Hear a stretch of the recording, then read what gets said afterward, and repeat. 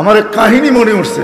আমি এক পাইলটকে চিনি, তো আমি কথায় কথায় ওকে জিজ্ঞেস করছিলাম যে তুমি পাইলট, এত বড় শিক্ষিত, তুমি ডাবল টাকার চালাও, বড় বড় ফ্লাইট চালাও, দূর দূর যাও, তুমি এরকম হলে কি করে? আমাকে বলতেছে মৌলানা मैंने अल्लाह को करीब से देख के हुआ, আমি আল্লাহকে কাছের থেকে দেখা তারপরে এরকম হয়েছে। আমি বললাম যে তুমি আল্লাহকে কাছের থেকে দেখলাম? মানে আমি ফ্লাই করে যেতেছিলাম হেথ্রো এয়ারপোর্টে লন্ডনে। যখন আমি ইংল্যান্ডের সীমানায় ঢুকে গেছি, হেথ্রোতে আমি ল্যান্ডিং করব, সীমানায় যখন ঢুকে গেছি, তো আমি বটনে পুশ করে চেকিং করে, এর আগে চেক করে যে সবকিছু ওকে আছে কিনা। তো আমি বটন চেক করতে যাই, দেখি আমার চাক্কা নামবে না, কিন্তু আমার কাছে ফুয়েলও নেই যে আমি ফেরত যাব, কারণ আমি 9 ঘন্টা ফ্লাই করে আসছি, 18 ঘন্টার ফুয়েল আমার কাছে নাই। আমাকে হয়তো ক্রাশ করাইতে হবে, নাইলে নামতে হবে যে কোনো ভাবে। বলে আমি হেথ্রো টাওয়ারের সাথে যোগাযোগ করছি যে আমার এই অবস্থা, কি করবে করো, আমার কাছে ফুয়েল নেই, আমাকে হয়তো ক্রাশ হইতে হবে, নাহলে কোনো ব্যবস্থা হইতে হবে যে আমি ল্যান্ড করতে পারি। হেথ্রো এয়ারপোর্টের ভিতরে কিয়ামত হয়ে গেছে, কিয়ামত, যে এই জাহাজকে ল্যান্ড করাবে, তো করাবে কি করে? তারপরও একটা সিস্টেম থাকে, ঠিক না? কিন্তু বলে ওই সময় যখন আমি ল্যান্ড করতেছি প্রসেসিং এর মাধ্যমে, তখন আমার হঠাৎ মনে উঠছে আমি তো মুসলমান। তখন আমার মনে উঠছে আমার আল্লাহ না সব পারে। বলে আমি চিৎকার দিছি ককপিটের ভিতরে, আমার আল্লাহ সব পারে বলে বটনে চাপ দিছি, গড়গড়ে আমার চাক্কা নেমে গেছে। আমি স্বাভাবিকভাবে ল্যান্ডিং করছি, এর আগের কিয়ামতের চেয়ে বড় কিয়ামত হয়ে গেছে। পুরো এয়ারপোর্ট ছুটে আসছে, তুমি আমাদেরকে এই ধোকা দিলে, তো দিলে কেন? তোমার জন্য হেথ্রো এয়ারপোর্টের মতো হাজারো ফ্লাইটকে আমরা বাতিল করছি, ডাইনে বামে পাঠায়া দিছি, যে অঘটন থেকে বাঁচার জন্য। তুমি তো স্বাভাবিকভাবে ল্যান্ডিং করলে।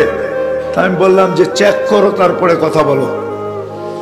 তো ওরা যখন চেক করছে, চেক করার পরে দেখছে এই চাক্কা নামলো, তো নামলো কইরা, তোর সব সিস্টেম তো ফেল, এটা কি করে নামলো? বলে আমি দ্বিতীয়বার দরজার ভিতরে দাঁড়ায় চিৎকার দিছি আমার রব সব পারে।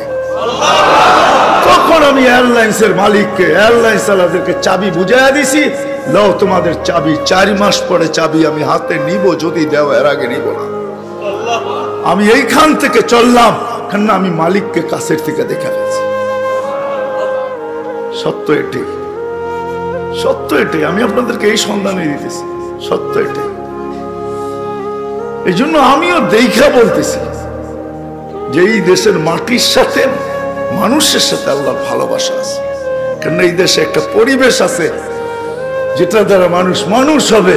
এত মসজিদ দুনিয়ার কোথাও নাই, এত মাদ্রাসা মক্তব দুনিয়ার কোনো দেশে নাই, এত হক্কানি আলেম দুনিয়ার কোনো দেশে নাই, এত আল্লাহওয়ালা গলি গলি দুনিয়ার কোনো দেশে নেই। জুড়বো তো? যুবকরা কি বলে?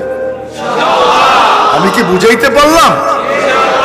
হ্যাঁ, মানুষ বানায় নিয়ে যাও ইনশাআল্লাহ। মনের স্বাদ আল্লাহ জান্নাতে মিটাবে।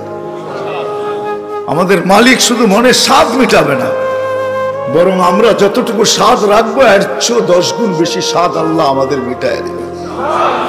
আমাদের মালিক বড় মালিক, আমাদের আল্লাহ বড় আল্লাহ।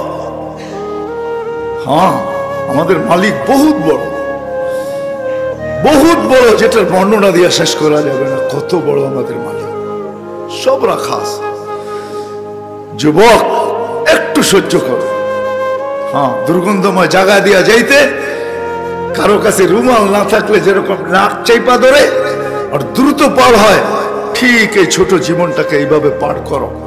4 জিনিসের সাথে সংযুক্ত করা, ইনশাআল্লাহ তুমি ওই যুবক হইয়া ফিরবে, ওই যুবক। আমি আজকে এক জায়গায় বলতেছিলাম যে ওই আমার মনে হয়, আমি বলি যদি ওলামা আমার উপরে আঙ্গুল না উঠায়, তুমি ওই যুবক হইয়া ফিরবে আল্লাহ আল্লাহর রহমতের আঁচলের নিচে তোমাকে রাখবে। যেরকম মা সন্তানকে আঁচলের নিচে রাখে, আল্লাহ তার রহমতের আঁচলের নিচে তোমাকে রাখবে। ওই যুবক হয়ে ফিরবে। করবো তো পাক্কা?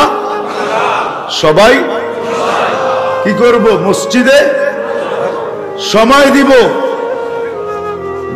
দিনী মাদারেসের সাথে নিজের সম্পর্ক জুড়ব, হক্কানি আলেমদের সাথে সম্পর্ক জুড়ব, হক্কানি আল্লাহওয়ালাদের সাথে নিজেদের সম্পর্ক কি জড়ব,